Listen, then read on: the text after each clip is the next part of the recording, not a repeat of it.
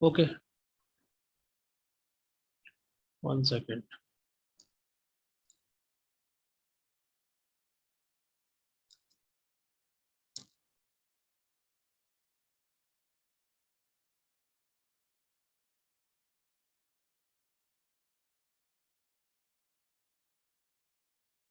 चला start.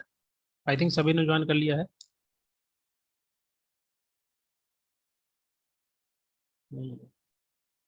Yes.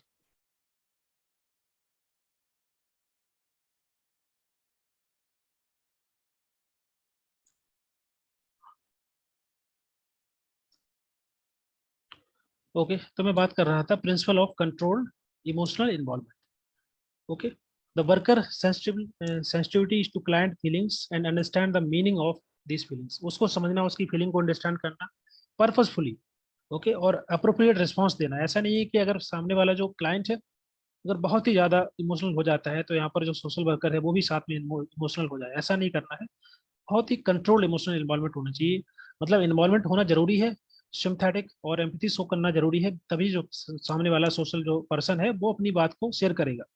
Okay, अगर बिल्कुल भी इन्वॉल्वमेंट नहीं होगा, इमोशनल इन्वॉल्वमेंट, तो जो क्लाइंट है वो अपनी बात शेयर नहीं करे। सो यहाँ पर जो इमोशनल इन्वॉल्वमेंट होना चाहिए that should be very controlled. Okay, next, access to resources. कभी कभी जो क्लाइंट होते हैं जो या जिनके पास पैसा नहीं है, गरीब डिसएडवांटेज ग्रुप से आते हैं, तो उनके लिए जो भी रिसोर्सेज हैं, जैसे फॉर एग्जांपल कोई भी सोशल वर्कर किसी एजेंसी से, तो एजेंसी के पास क्या क्या रिसोर्सेज हैं जो कि प्रोवाइड करा सकता है पर्सन को, या जो गवर्नमेंट एजेंसी होती है, सरकारी एजेंसी होती है, उनके पास क्या क्या रिसोर्सेज होते हैं, कौन कौन से रिसोर्सेज वो प्रोवाइड करा सकते हैं। तो सोशल वर्कर को जो है इस चीज़ को एश्योर करना चाहिए कि everyone get the all necessary resources जो भी रिक्वायर्ड होती है, सर्विसेज है, रिसोर्सेज है, अपॉर्चुनिटी है। Okay, so this is the specially for the disadvantage people, जो अप्रेस क्लास है, डिसएडवांटेज पीपल हैं, गरीब लोग हैं, उनके लिए। नेक्स्ट है ऑब्जेक्टिविटी। देखिए ऑब्जेक्ट इसके बारे में ऑलरेडी डिस्कस कर चुके हैं, that very close to the non judgementalism, कि जो एटीट्यूड होना चाहिए सोशल वर्कर का, दैट शुड नॉट बी, मतलब जज नहीं करना चाहिए किसी भी क्लाइंट को। Okay, they should follow the principle of objectivity just to examine the situation of every client. जो उसकी जो भी समस्या है, जो भी प्रॉब्लम है, तो उसको बहुत ही ऑब्जेक्टिव तरीके से चीज़ों को अंडरस्टैंड करना चाहिए और समस्या को सॉल्व करने की कोशिश करना चाहिए। किसी प्रकार का कोई ब्लेमिंग करना या फिर बोल सकते हैं लेबलिंग करना, ओके, जजमेंटल एटीट्यूड रखना, इस प्रकार का जो है सोशल वर्कर को they should not follow this kind of principle. So they should follow the objectivity, kind of non judgemental attitude होना चाहिए एक सोशल वर्कर का। So these are the some principle, 1 second, of social work. इसके बारे में detail में मैंने पढ़ाया हुआ था, तो आप उसको डिटेल में पढ़ सकते हैं। बाकी केवल आपको ये याद रखना है। ओके, डिटेल में तो आप बता ही सकते हैं कम्युनिकेशन का मतलब क्या है, सेल्फ डिटर्मिनेशन का मतलब क्या होता है। ओके, ये चीज़ें आपको पता होगी, और इतना बेसिक चीज़ें सबको पता होती हैं, राइट। जो हेडिंग्स हैं एटलीस्ट उसको याद कर लेना। सोशल वर्क प्रोसेस, यहाँ से एग्जाम में क्वेश्चन आता है। अच्छा, सिंपैथी और एम्पैथी में क्या डिफरेंस होता है? देखिए, 1 सेकेंड, एम्पैथी और सिंपैथी बहुत ही बेसिक डिफरेंस होता है। छोटा सा डिफरेंस ये है कि देखिए, सिंपैथी का मतलब होता है कि हम जो है दूसरे की समस्याओं को, दूसरे की सिचुएशन है उसको हम समझने की कोशिश करते हैं, ओके, अपने नजरिए से। Okay, on on their one perspective, हमको क्या सही लगता है हम उस हिसाब से समझेंगे दूसरे की समस्या को, दूसरे की प्रॉब्लम को। लेकिन एम्पैथी का मतलब होता है कि हम दूसरे के पैरों में अपने, मतलब एक होता है ना कि हम दूसरे के नजरिए से देखते हैं, दूसरे के पैरों में अपने आप को सेट करके देखते हैं कि उसको क्या प्रॉब्लम है। जैसे कि फॉर एग्जाम्पल, कि किसी पर्सन को कोई समस्या है, कोई प्रॉब्लम है, तो हम उसकी तरह बन के देखेंगे कि उसको किस प्रकार की समस्या हो सकती है, क्या पॉसिबिलिटी हो सकती है, उसको हम बोलते हैं एम्पैथी शो करना। सिंपैथी का मतलब होता है कि हम अपने पर्सपेक्टिव से देखते हैं चीज़ों को, और एम्पैथी का मतलब होता है हम दूसरे के पर्सपेक्टिव से देखते हैं चीज़ों को, समस्याओं को। कोई भी प्रॉब्लम हो सकती है, कोई समस्या हो सकती है। ओके, सिंपैथी, देखिए सिंपैथी एम्पैथी का मतलब बेसिक डिफरेंस यही है जो मैंने बताया। सिंपैथी का मतलब होता है कि we see the things from our own perspective, और जो एम्पैथी होती है इसमें हम दूसरे के पर्सपेक्टिव से देखते हैं कि दूसरा इसमें कैसे सोचता होगा, उसके अनुसार हम सोचते हैं, राइट। सो एम्पैथिक होना जरूरी होता है, सोशल वर्कर को एम्पैथी शो करनी चाहिए। क्योंकि तभी तो हम समस्या को देख पाएंगे। अगर हम अपने हिसाब से चीज़ों को देखेंगे तो हो सकता है कि हमारा जो एक बैसनेस है, हमारी जो सब्जेक्टिविटी है, वो उसमें आ जाएगी। लेकिन अगर हम एम्पैथेटिक होंगे, इसका मतलब है कि हम दूसरे के नज़रिए से देखने की कोशिश कर रहे हैं। ओके, तो एम्पैथी यूज होती है सोशल वर्क पर इसमें।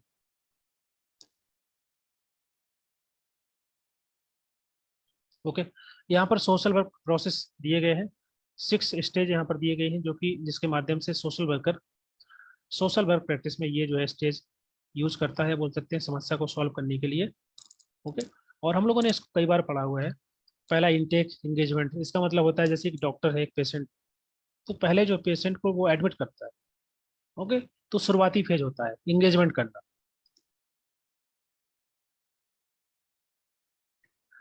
डिपेंड करता है किस प्रकार की रिसर्च है, सोशल वर्क रिसर्च में यूज हो सकती है, एम्पैथी हो सकती है, सिंपैथी भी होती है।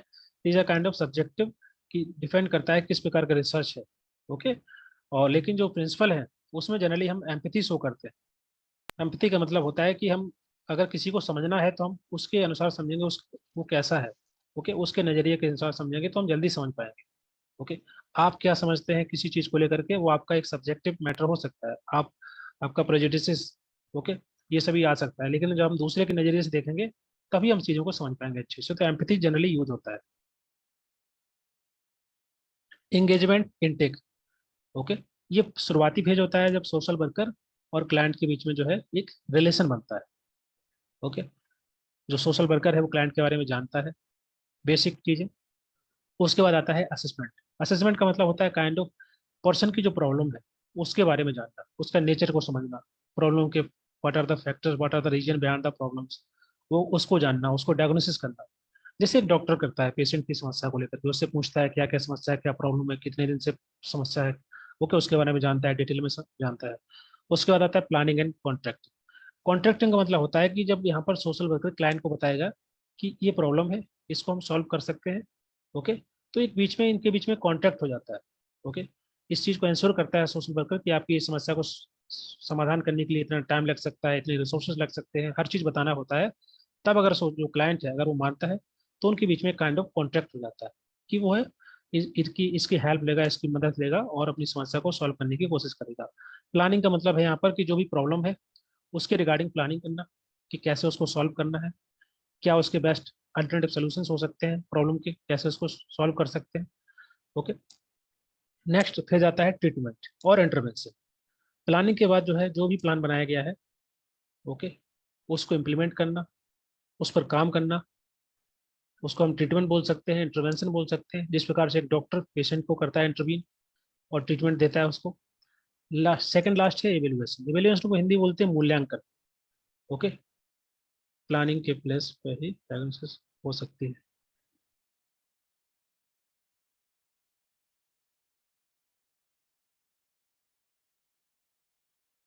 प्लानिंग की हम बात कर रहे हैं कि डायग्नोसिस असेसमेंट करने के बाद ये करना क्या है बेसिकली। अगर कोई प्रॉब्लम है, प्रॉब्लम के बारे में जानना, उसके नेचर के बारे में समझना, अब प्लानिंग की जाती है कि इसको सॉल्व कैसे करना। तो प्लानिंग थर्ड नंबर पे ही आएगा। ओके, एवेल्युएशन का मतलब होता है मूल्यांकन करना। जो भी सोशल वर्कर के द्वारा जो भी एक्शन लिया गया है ट्रीटमेंट फेज में, उसको एवेल्युएट करना, उसको मूल्यांकन करना कि कितना बदलाव हुआ है, कितना चेंजेस हुआ है, क्या क्या चेंज करने की जरूरत है दोबारा। उस चीज को हम बोलते हैं मूल्यांकन करना। टर्मिनेशन लास्ट में होता है जब पेशेंट की समस्या का सोल्यूशन हो जाता है या जो क्लाइंट है उसकी प्रॉब्लम सॉल्व हो जाती है, तो जो है लास्ट पे जाता है टर्मिनेशन। ये ग्रेजुअली होता है, धीरे धीरे इसको टर्मिनेशन प्रोसेस स्टार्ट होता है। तो ये 6 बेसिक स्टेप है जो कि सोशल वर्कर के द्वारा यूज किए जाते हैं सोशल वर्क प्रैक्टिस में। Okay,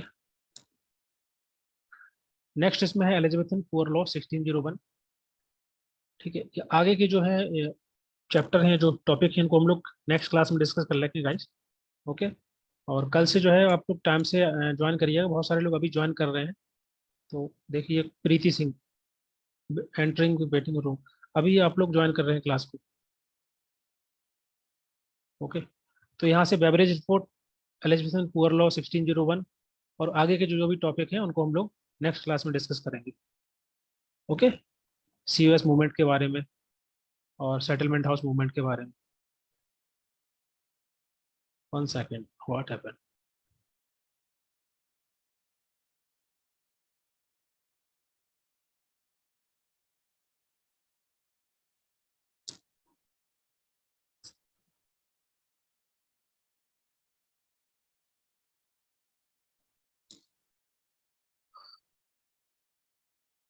one second.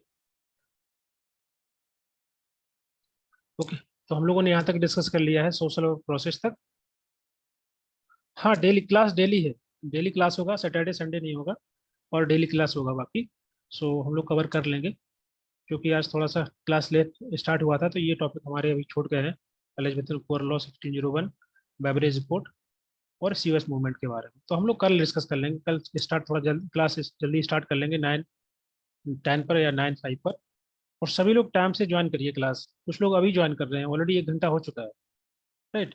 और जब क्लास स्टार्ट हो जाती है तो मैं बार बार मोबाइल नहीं देख सकता, या जो टेलीग्राम चैनल है उसको ओपन नहीं कर सकता। तो गाइज प्लीज़ इस चीज़ पे फोकस करिए कि जब क्लास स्टार्ट हो जाएगी तो मैं केवल यहीं फोकस कर पाऊंगा, मैं मोबाइल या फिर ये जो मैसेज है उनको बार बार नहीं पढ़ सकता।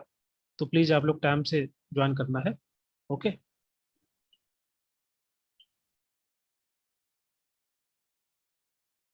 हाँ, कल जो क्लास होगी ऐप पर होगी, और उसको मैं बात करके, जो डेवलपर है एप्लीकेशन, उस जो समस्या, जो जो भी प्रॉब्लम है स्पीकर को लेकर के, ऑडियो को लेकर के, उसको रिजॉल्व कर लेंगे।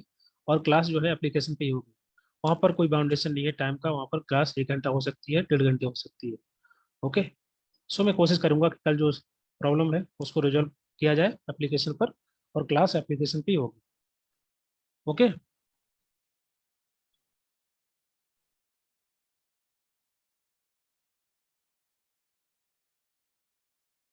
Is it clear? यहाँ तक क्लियर है?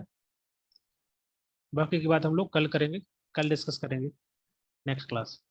Okay, how we can join in app application में, जो सेकंड नंबर का टैब है, जहाँ पर लाइव लिखा होगा, उस पर क्लिक करना, वहाँ पर आपको क्लास शो होगा। ओके। जब मैं क्लास उस पर अपलोड कर दूंगा तो वहाँ से आप डायरेक्ट कर सकते हैं। यहाँ पर भी टाइम का कोई इशू नहीं होता है, सेटिंग चेंज करके।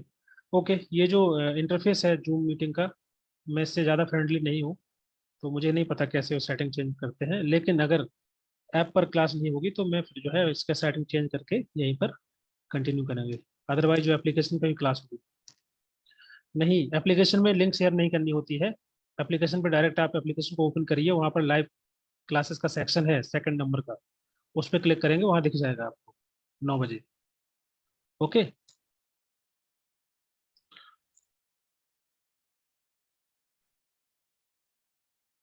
Okay guys, thank you so much for joining this session, and we will continue from this topic, beverage report, in the next class, Elizabethan poor law. Okay. ये काफ़ी important exam में यहाँ से question बनते हैं, तो कल आप लोग सभी लोग ज्वाइन करना क्लास, डिस्कस करेंगे इसको। Okay guys, thank you so much, now you can leave the class.